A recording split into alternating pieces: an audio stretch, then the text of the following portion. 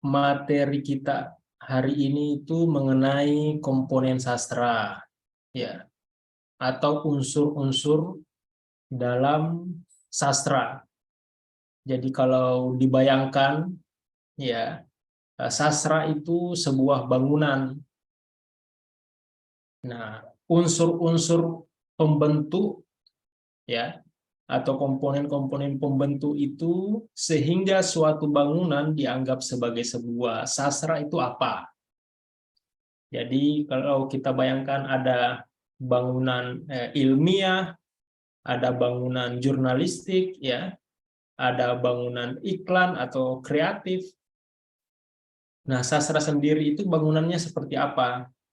Ya, ini pengandaian yang saya pikir sesuai, ya, untuk mendefinisikan atau menjelaskan pembahasan kita hari ini. Nah, komponen sastra, kalau dari pengantar tadi itu ada yang ingin berpendapat atau berargumen. Sastra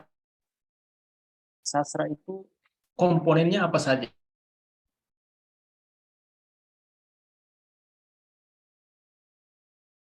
Halo? Eh, Halo? Cek. Suara saya jelas, ya? Jelas, Pak. Nah, oke. Apa kira-kira pembentuk atau unsur eh, pembentuk dari sebuah karya sehingga disebut dia sebagai sastra? Silakan, Azhari. Kalau menurut pendapat saya, Pak, mungkin menjadi salah satu unsur pembentuk sebuah karya dibilang sebagai karya sastra. Yang pertama adalah pengarang.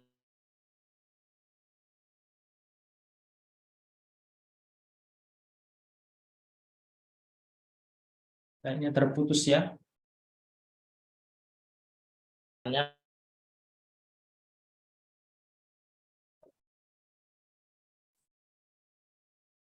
Harus ada. Yang kedua itu dari karya.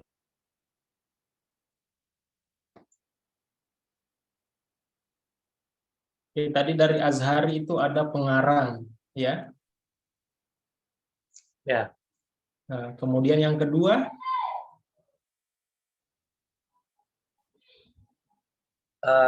Tadi saya terhenti, Pak, atau gimana? terputus. Kamu tadi terputus. Hmm, Yang terdengar itu pengarang. Ada lagi yang lain? hmm. Yang kedua, kalau menurut pendapat saya, itu isi karya. Isi Isinya. karyanya itu seperti apa. Nah, Oke. yang ketiga itu pengaruh. Pengaruh karyanya itu seperti apa, baik dari dunia akademik atau dari masyarakat. Oke. Terima kasih Azhari. Ada 3 unsur pembentuk menurut Azhari. Yang lain, kalau misalnya kalian apa namanya, membaca cerpen, ya. Nah, di dalam cerpen itu ada unsur-unsur itu, atau membaca novel. Nah, itu yang semestinya digali. Nah, kalau misalnya unsur itu tidak ada, atau salah satu unsur itu tidak ada, itu tidak bisa disebut sebagai karya sastra. Ya, Saya jadi Pak coba siapa? Nurhasya. Nur Hasia, silahkan Nur Hasia. Oke Pak, dari yang Pak bilang tadi dalam cerpen atau novel, yang kalau tidak ada ini berarti bukan disebut ya, bukan disebut sebagai sastra. Kalau begitu mungkin, bukan mungkin sih, tapi menurut saya itu tema, alur ceritanya, tokohnya, gitu Pak. Oke, terima kasih Nur Hasia. Nah, yang disebut Nur Hasia itu termasuk dalam komponen sastra. Nah, komponen apa? Komponen yang disebut dengan komponen intrinsik. Ada tema, ya, ada plot, ada penokohan. Nah, ini setidaknya ada 6 unsur intrinsik ya, unsur dari dalam maksudnya. Sehingga sebuah karya itu dianggap sebagai sebuah karya sastra. Nah, ini tidak ada dalam karya ilmiah, tidak ada dalam jurnalistik, tidak ada. Temanya apa? Misalnya dalam cerpen itu temanya tentang romans atau percintaan, ya, atau tentang keluarga, temanya tentang petualangan, itu harus ada dulu itu. Atau yang biasa disebut dengan genre, ini disebut dengan tema. Jadi sebelum mau menulis cerita pendek, tentukan dulu ini cerita tentang apa, tema yang diangkat tentang apa. Ya. Kemudian persoalan atau konflik, harus ada konfliknya. Konflik itu sebagai bahan bakar bagaimana cerita itu disusun. Kalau tidak ada konflik, datar-datar saja. Ya, no? Misalnya, kita sudah pilih tema tentang percintaan, ya. Kemudian masalahnya apa? Persoalannya misalnya cintanya itu tidak direstui oleh orang tua, itu konflik. Nah, kita mulai susun. Cintanya itu tidak direstui oleh orang tua karena apa? Apakah karena latar belakang ekonomi, ya, misalnya perempuannya latar belakang ekonominya rendah, sedangkan laki-laki ini pangeran, ya toh. Perbedaan status sosial,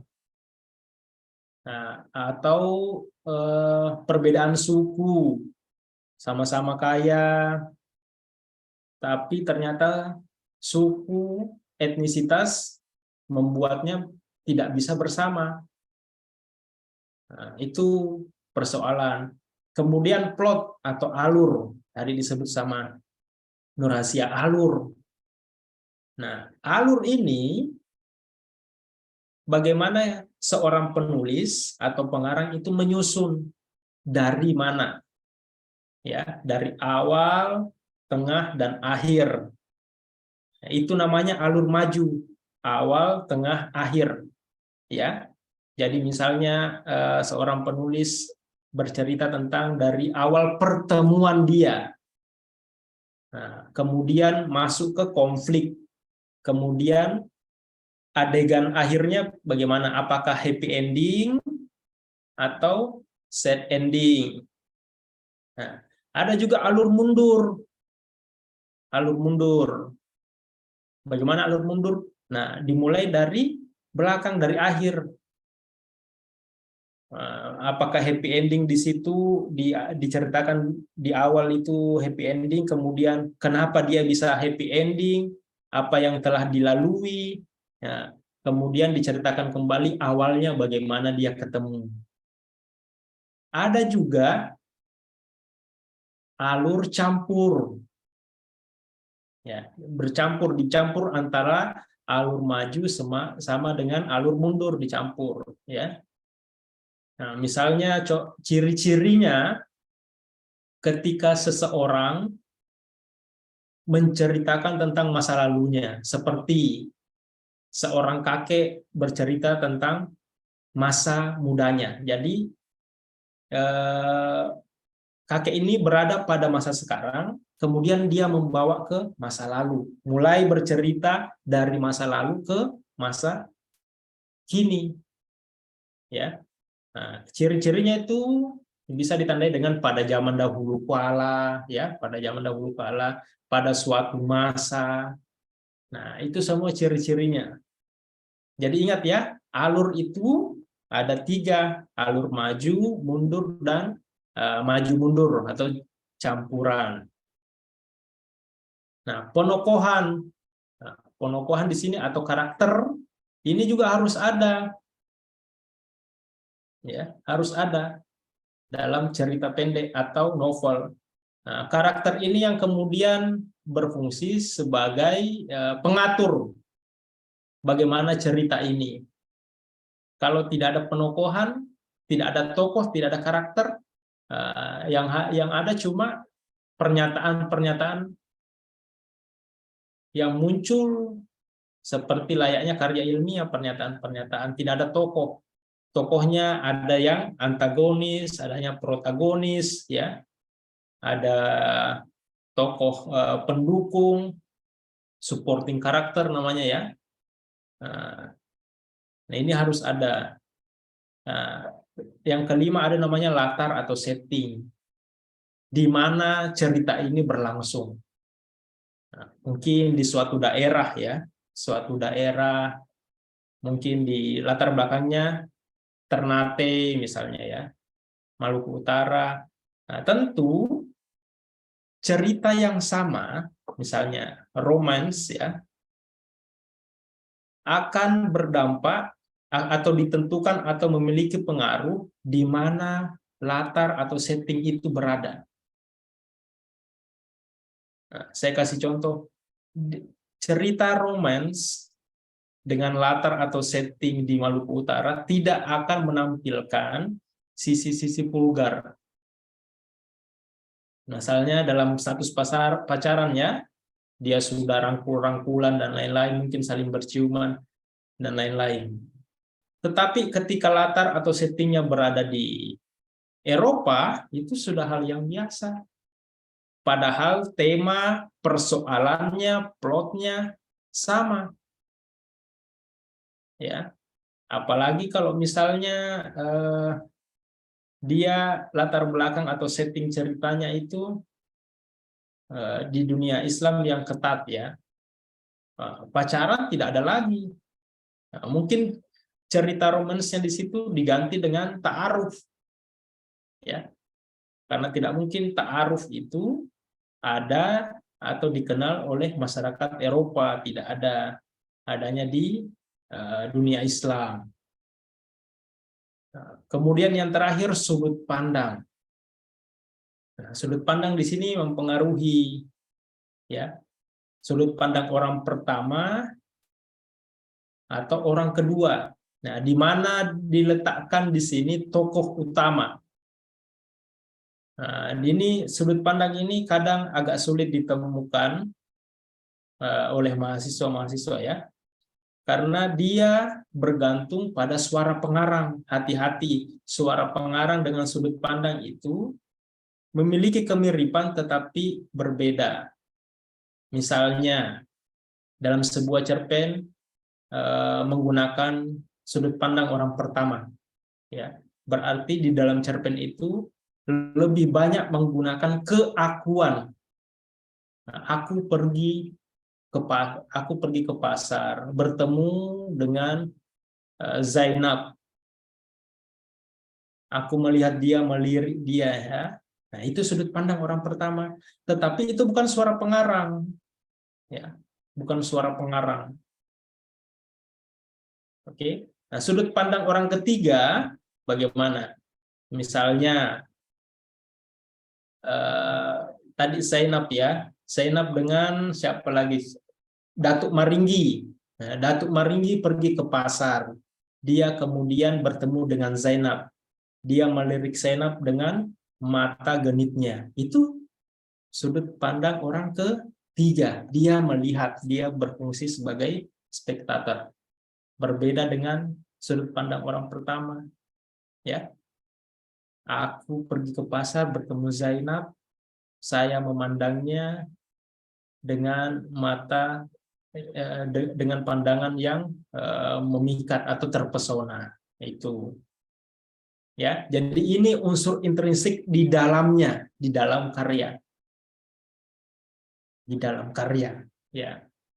Nah, unsur intrinsik tentunya tidak bisa lepas dari lingkungannya. Jadi karya sastra itu tidak bisa hadir begitu saja.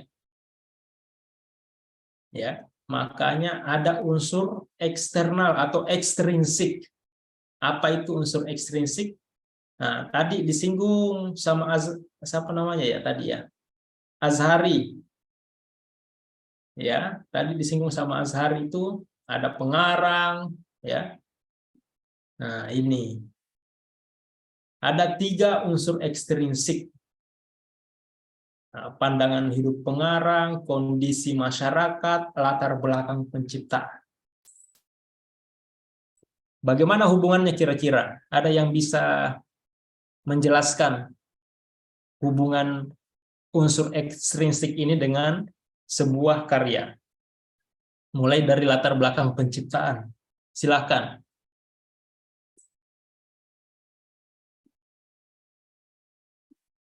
Liz Fadila mungkin ingin berkomentar. Tadi siapa yang sudah berkomentar itu?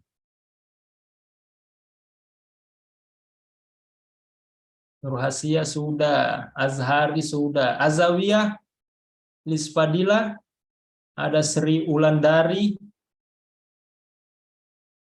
Wanda Erdaud, Samsir Diva, siapa lagi ini? F. Joy Sangaji.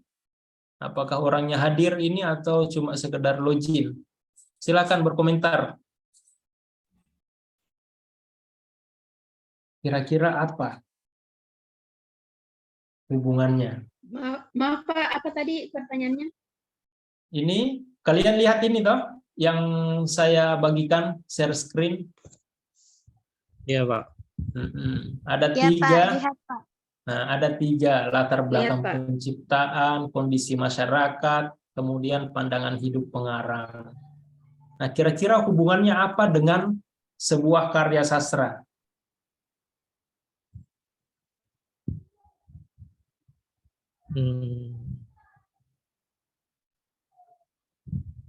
Pak, mungkin saya bisa menjelaskan. Silahkan Azawiyah. Nanti hubungan dimulai dari latar belakang dulu ya Pak. Jadi latar belakang penciptanya terhadap karya sastra mungkin berkaitan dengan sang pengarang dan karyanya yang ditulis. Mungkin kebiasaan atau kebiasaan budaya dari suatu tempat atau mungkin ada istiadatnya gitu.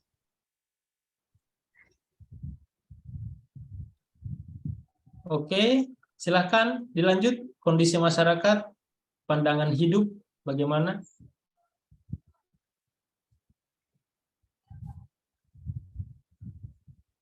Saya Pak, dari latar belakang penciptaan. Oke, silahkan Liz Fadila. Latar belakang penciptaan mungkin dari suatu karya, mungkin dari seseorang itu menciptakan suatu karya, itu mungkin dari keadaan atau kondisi yang sedang dirasakan atau kondisi lingkungan yang ada pada karya pengarang tadi. Oke, lanjut. Setelah itu kondisi masyarakat mungkin dia ingin mengeluarkan kritik atau sarannya lewat tulisan atau suatu karya dengan menjadikan objeknya itu kondisi masyarakat yang ada pada waktu itu atau mungkin keadaan pada saat itu. Iya. Setelah itu pandangan hidup pengarang, pandangan pengarang tentang keadaan mungkin mengapa dia mengangkat suatu karya tersebut atau mungkin tidak ingin mengeluarkan pandangan sendiri atau pendapat sendiri dari apa yang sedang terjadi pada saat itu dengan memberikan pandangan sendiri. Itulah Pak. Oke, terima kasih Liz Fadila. Ada yang lain? Saya, Pak. Ya, silahkan. Untuk mulai dari yang pertama, latar belakang penciptaan. Nah, pemahaman saya bahwa dalam unsur ekstrinsik ini, latar belakang penciptaan itu membicarakan tentang bagaimana sebuah karya itu tercipta. Apakah karya ini tercipta untuk mengkritisi sesuatu? Apakah karya ini tercipta untuk mengeluarkan keresahan dari sang penulis? Apakah karya ini tercipta karena keinginan dari penulis untuk mengutarakan perasaannya terhadap terhadap seseorang atau gimana, seperti yang novel yang ditulis oleh Pak Habibie, kisah cintanya dengan Ainun dan sebagainya. Terus untuk yang kedua, kondisi masyarakat. Kondisi masyarakat ini sangat mempengaruhi terhadap sebuah karya sastra, karena dalam sebuah masyarakat yang dihuni oleh sang pengarang, berarti yang bisa sang pengarang taruh di dalam karyanya tersebut itu pasti ada beberapa ciri masyarakat yang memang sudah ada dari ya sudah dia rasakan.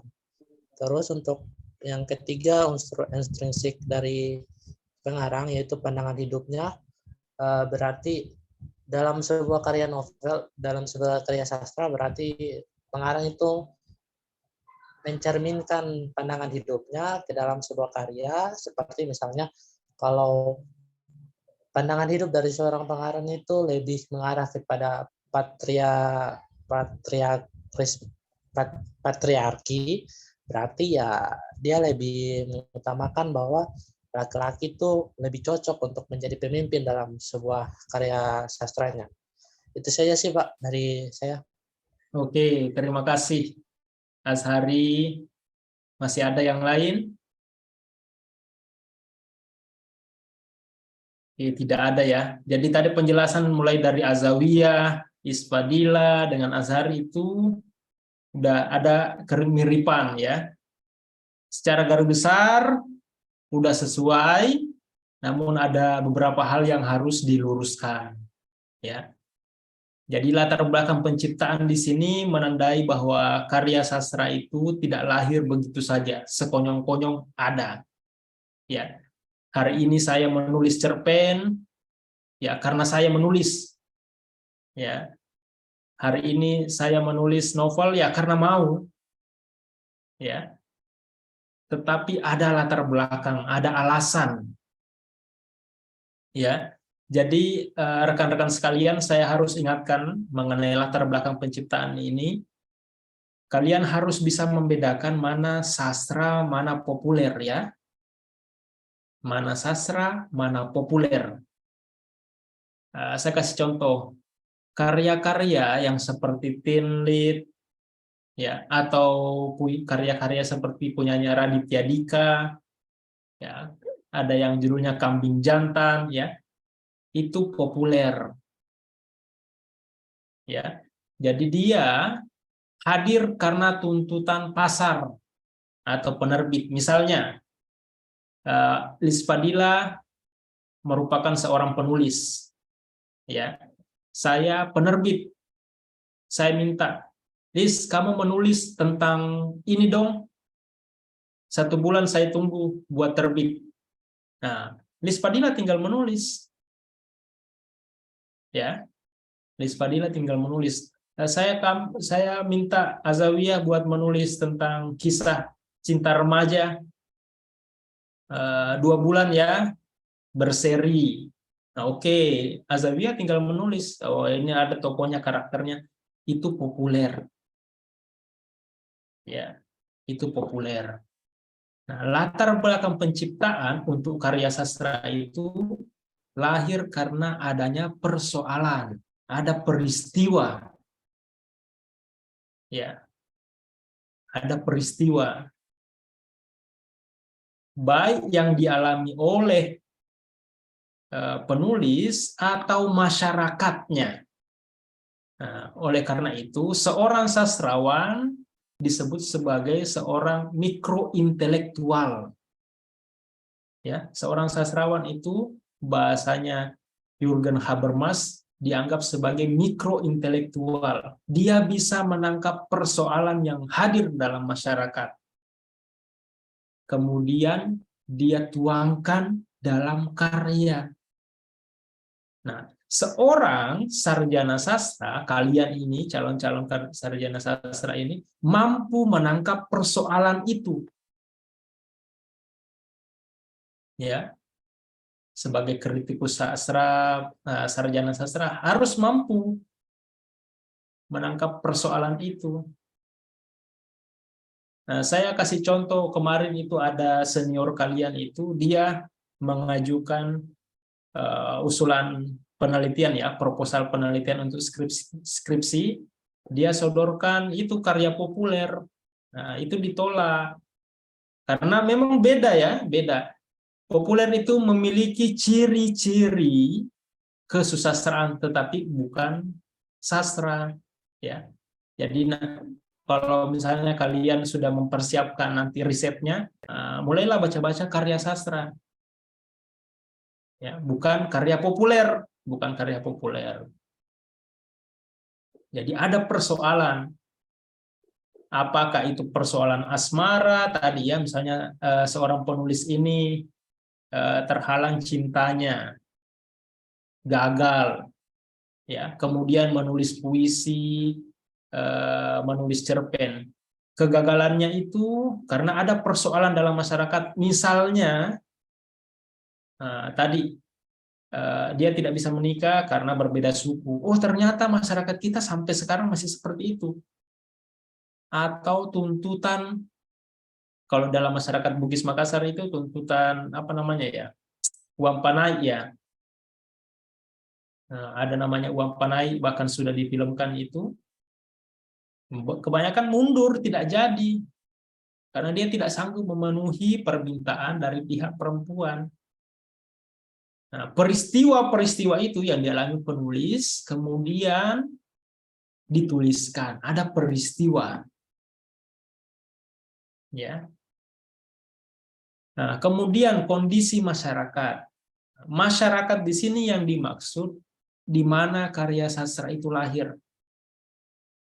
Ya, jadi ada hubungannya unsur ekstrinsik sama unsur intrinsik.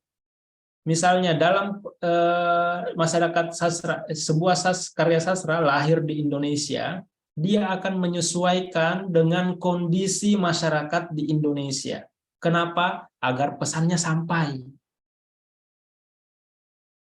Ya, pesannya sampai. Dia tidak akan bercerita atau tidak akan berkaitan dengan kondisi masyarakat yang ada di Eropa. Ya, karena nanti pesannya tidak sampai. Jadi terikat dari kondisi masyarakat yang ada di sekitarnya.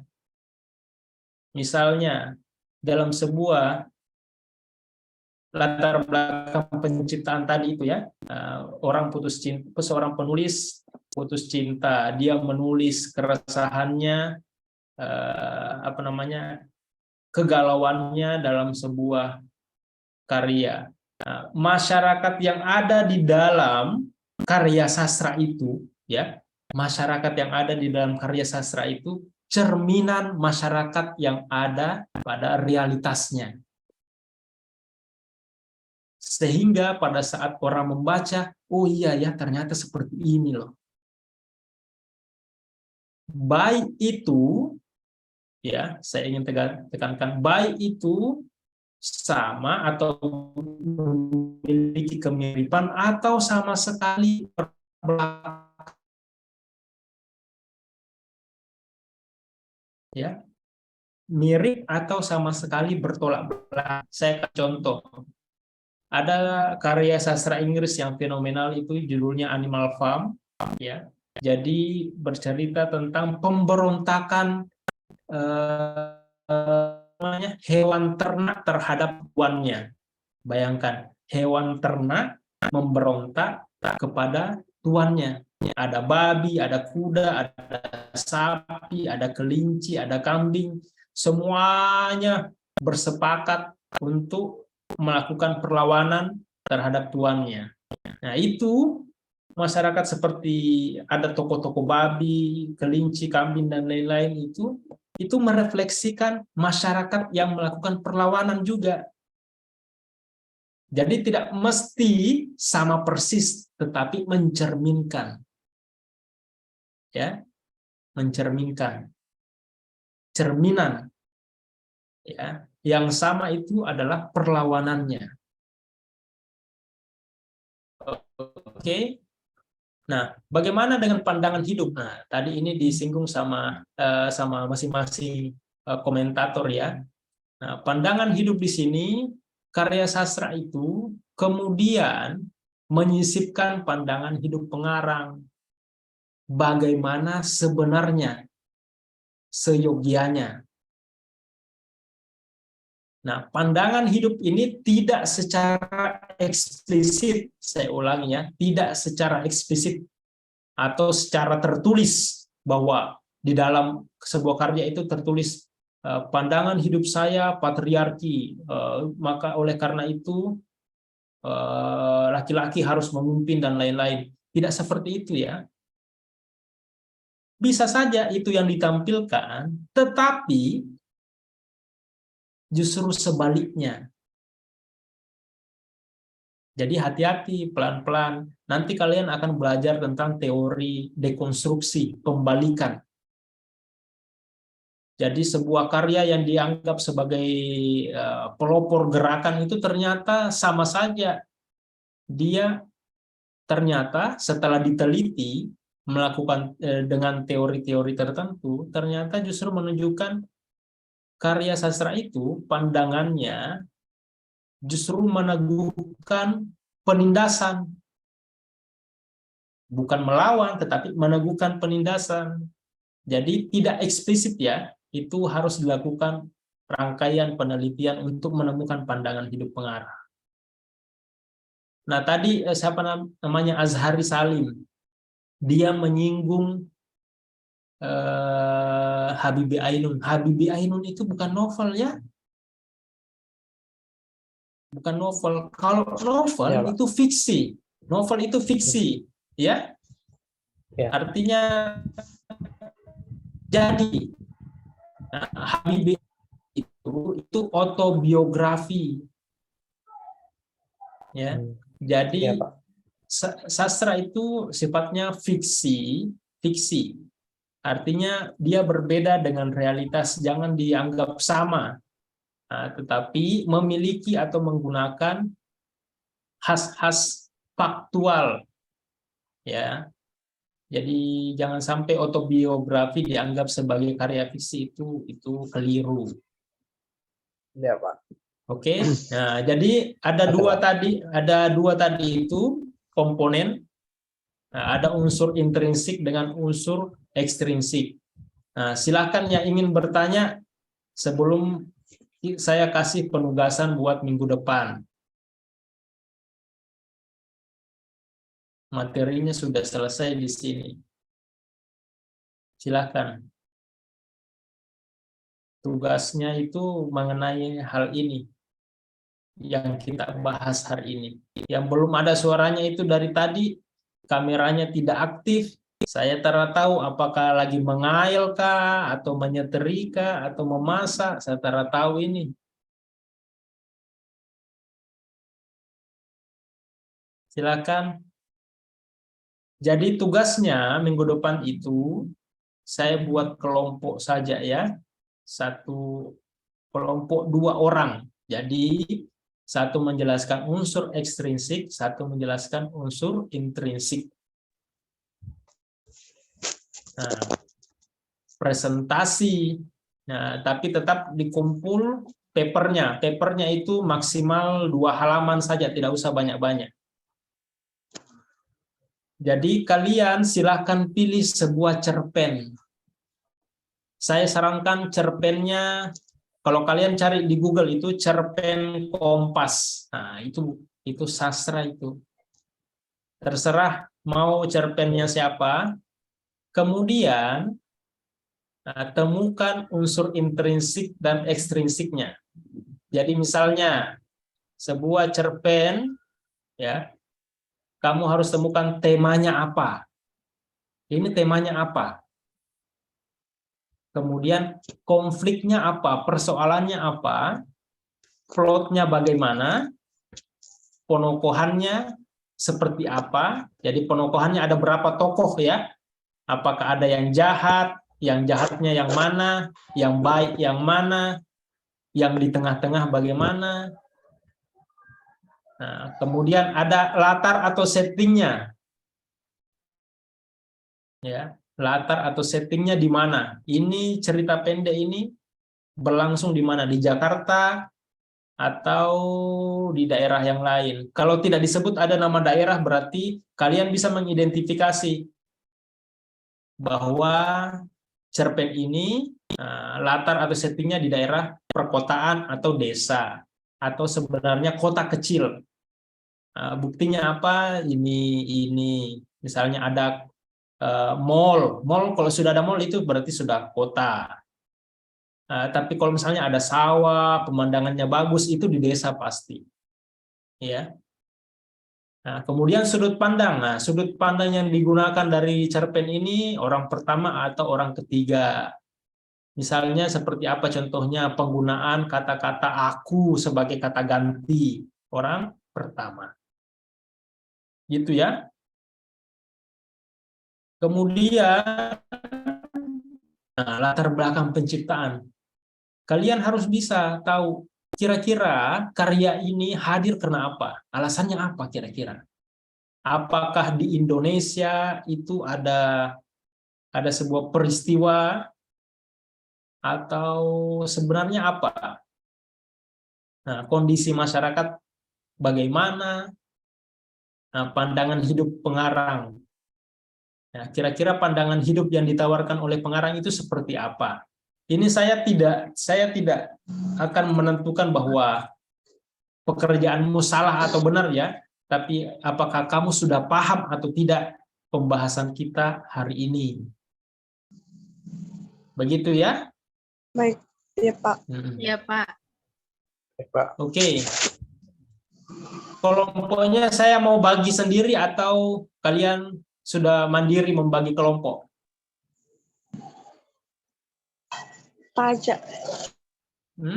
Sesuai absensi dari Sesuai absensi. atau gimana yang ketua? Boleh sesuai absensi dah. Saya absensi. Oke, sesuai absensi ya. Jangan Pak. lupa absen di virtual class kalau begitu. Mulai minggu depan kita bahas ini cerpennya. Jangan lupa 1 hari sebelum kalian di grup itu masukkan cerpen yang kalian bahas. Misalnya kelompok 1 sesuai absen ya. Kelompok 1 itu cerpennya ini, kelompok 2 cerpennya apa, kelompok 3 cerpennya apa. Paling lambat 1 hari sebelum, biar saya juga baca dulu ya. Baik, Pak. Oke, cukup ya. Ya, Pak. Ada pertanyaan yang belum jelas?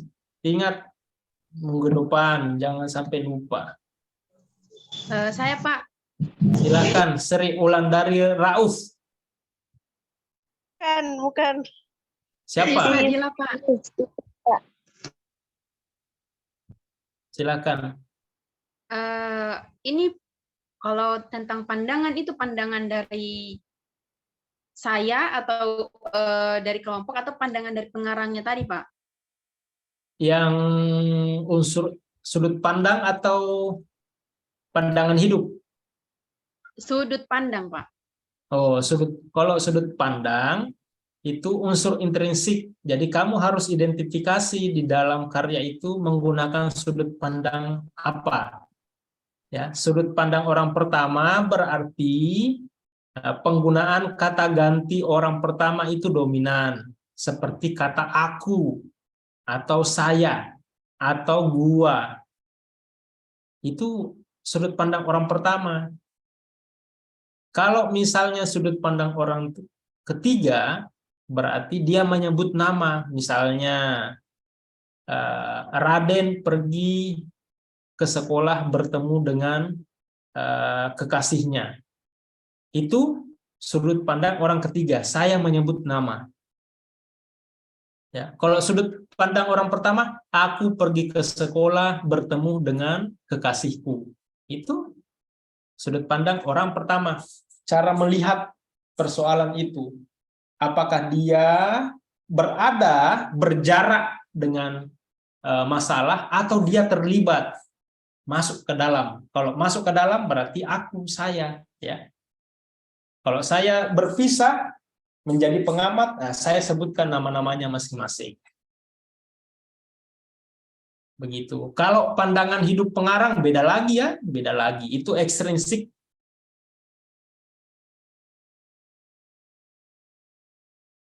Oke. Ada lagi yang lain?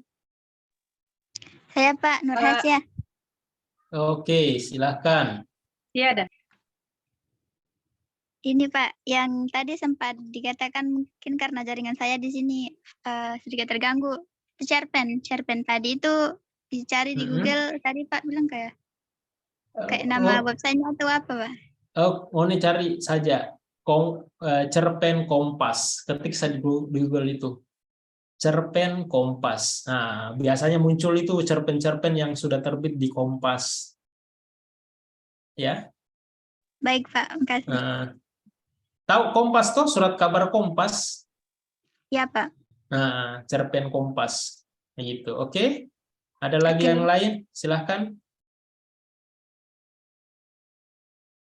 Saya Pak, terkait yang Bapak tadi bilang bahwa novel itu, kalau tidak salah novel itu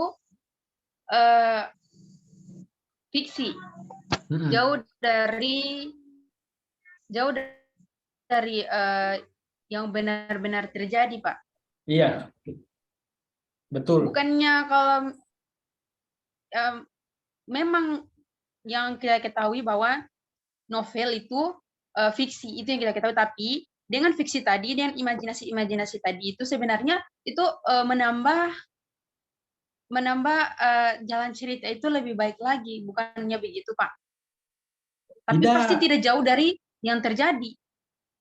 Ya, tidak jauh dari yang terjadi, itu persepsi. Ya, tidak jauh dari yang terjadi itu persepsi. Artinya apa? Itu fiksi. Tidak sesuai fakta, itu fiksi. Meskipun mirip, itu fiksi. Ya. Jadi yang disebut fakta ini apa adanya, tidak ditambah-tambahi, tidak dikurangi. Gitu ya.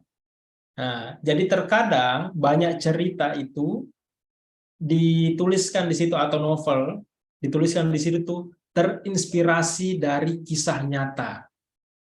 Artinya apa? Dia memodifikasi fakta. Ya. Ada cerita saya ini berdasarkan pengalaman pribadi. Nah, itu sudah fiksi itu. Karena dia akan memodifikasi fakta. Dia melakukan seleksi apa yang harus saya ceritakan, apa yang tidak harus saya ceritakan, sudut pandang yang mana saya harus ceritakan, itu dia menyeleksi. Tidak apa adanya lagi. Artinya apa? Tidak sesuai fakta atau sama dengan fiksi. Gitu. Ada lagi? Ispadillah, masih ada yang mengganjal? Silakan. Pas Pak, terima kasih Ya, Pak. sip. Kalau yang fakta itu ya surat kabar, itu fakta itu, tidak ditambah-tambahi. Ya. Kalau ditambah-tambahi, wah, langit berwarna merah keemasan. Wah, itu sudah fiksi itu. Merah keemasan. Menurutnya siapa? Kalau menurut saya sih biasa-biasa aja. Nah, itu fiksi.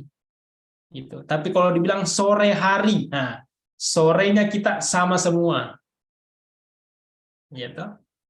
Nah, telah terjadi kecelakaan pada sore hari. Nah, itu udah ada itu ketentuannya, sore itu jam sekian, dari jam sekian sampai jam sekian.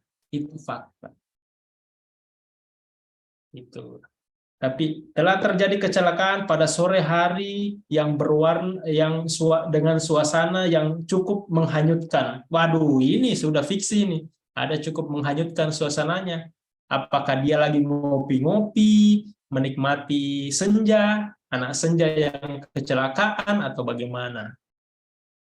Begitu ya. Ada lagi?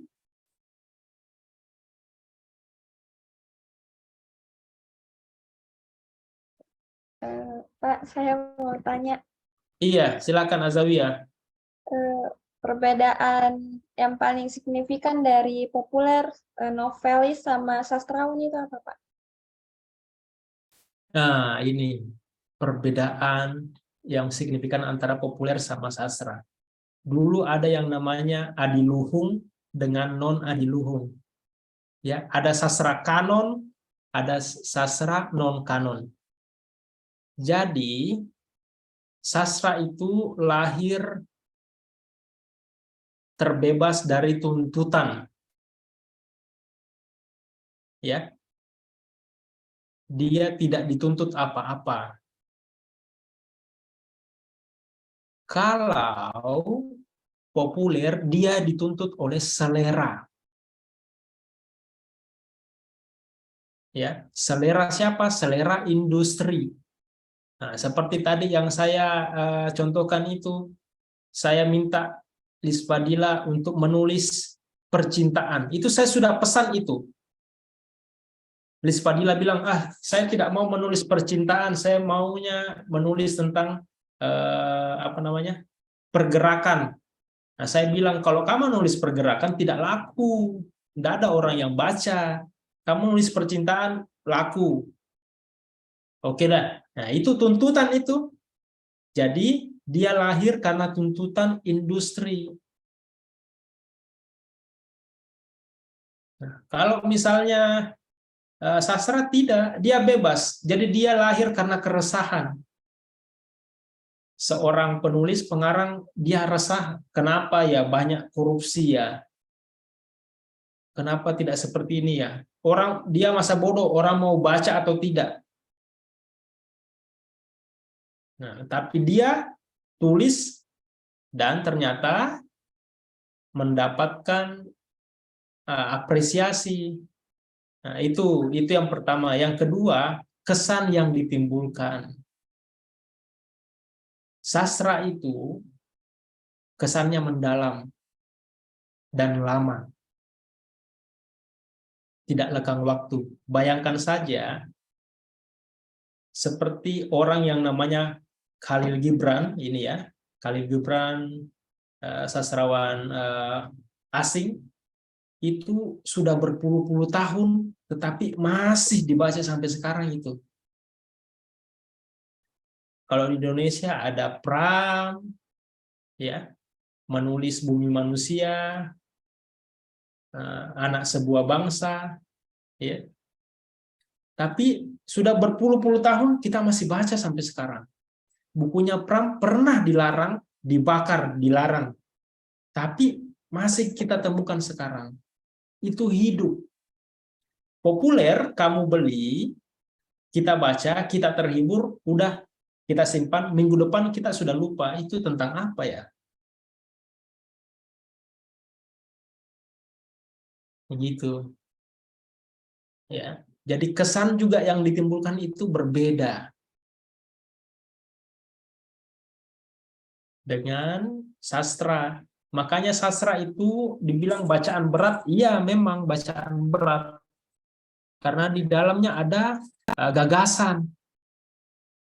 Tidak sekedar penulis tidak hanya sekedar curhat di dalam tulisannya, tidak. Ada yang sudah pernah baca sastra di sini? Yang tipis-tipis, punyanya Hamka, seperti Tenggelamnya Kapal Van der Wijk, tipis itu, atau Di Bawah Lindungan Ka'bah. Cari deh PDF-nya, kalian baca, luar biasa. Yang coba baca bukunya Pram, banyak sekarang PDF-nya itu, kalian cari di Google, Bumi Manusia, itu luar biasa. Yang Iya, kalian Pak. yang kalian tangkap mungkin itu percintaan antara Mingke dengan siapa ini yang perempuannya, Anne. Ya. Tapi ternyata di dalam percintaan itu, yang romans itu, ada gagasan. Gagasan tentang apa? Kemerdekaan. Nah, kemerdekaan itu gagasan pentingnya. Orang melawan. Kenapa karyanya Pram dilarang? Karena itu. Dia memberikan gagasan untuk melawan penindasan. meskipun ditutupi oleh kisah romans antara Anne dan Minke. Nah, gitu. Ya. Dia pernah kalian tidak? Kenapa ya sedikit-dikit pram, dikit-dikit pram? Nah, memang karena sastrawan itu tidak dibantu oleh industri, tidak. Kenapa tidak bahas punyanya siapa lagi namanya ini? Asma Nadia ya, atau siapa lagi yang penulis ini yang populer ini? Yang Terelie. ya Terelie. Nah, Terelie ya karena begitu sudah tidak ada, kita tidak menemukan gagasan di dalamnya yang tawaran gagasan yang baru ya. Nah, termasuk sebenarnya itu Andrea Hirata dalam forum sastrawan Indonesia itu ada perdebatan apakah Andrea Hirata itu seorang sastrawan atau tidak. Ada yang mengatakan tidak. Soalnya apa? Dia menjual, yang dia jual Andrea Hirata itu katanya ya di diskusi-diskusi yang ada, dia menjual kemiskinan. Orang miskin tiba-tiba sukses begitu loh. Ya.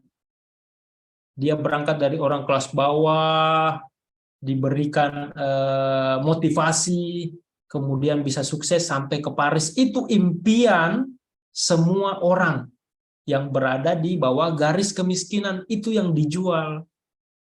Makanya beberapa orang mengatakan bahwa karyanya Andrea Hirata itu populer. Ya.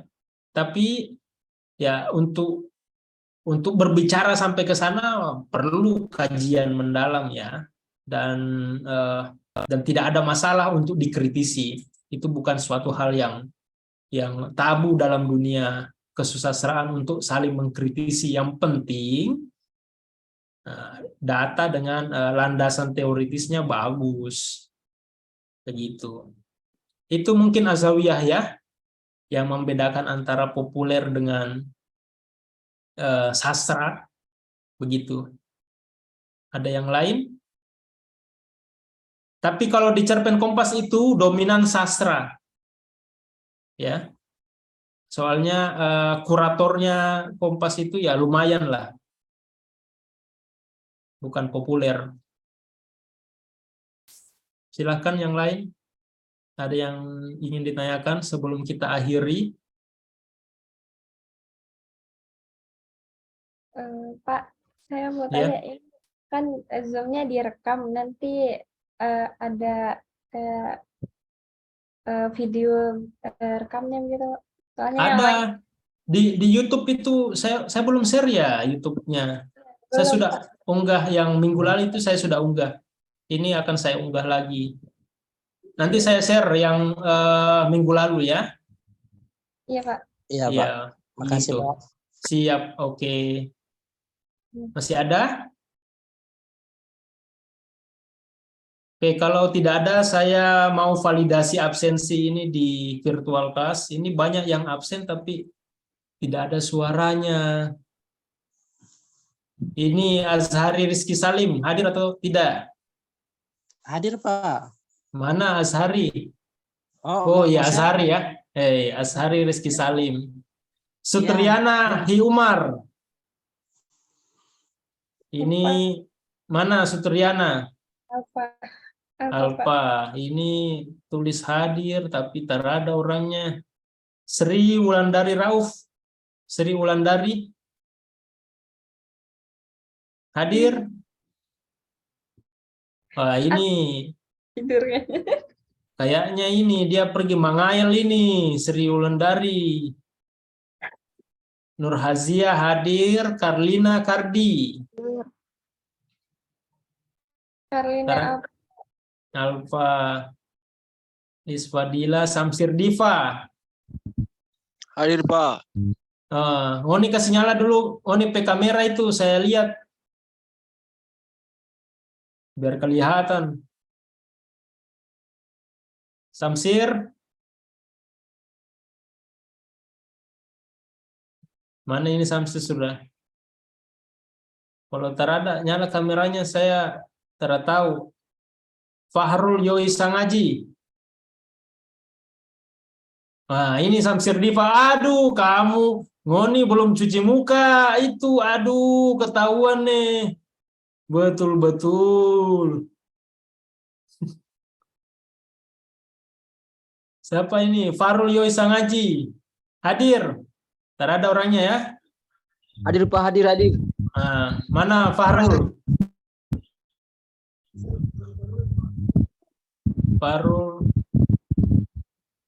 Farul, mana Farul? Ngoni kasih nyala, ngoni pe kamera Farul. Hadir Pak, hadir. Wis, Farul ini baru muncul. Oke.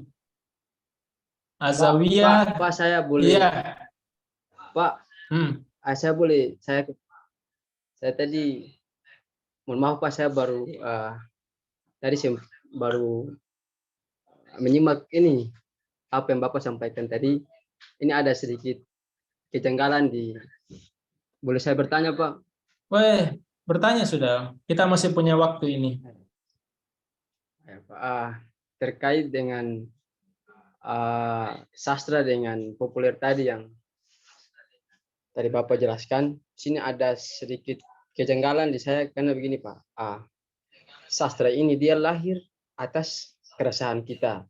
Nah, sementara populer ini itu dia hadir karena bukan atas inisiatif kita, melahirkan ada yang mengkonstruk pikiran kita sehingga kita membuat karya semacam populer tadi.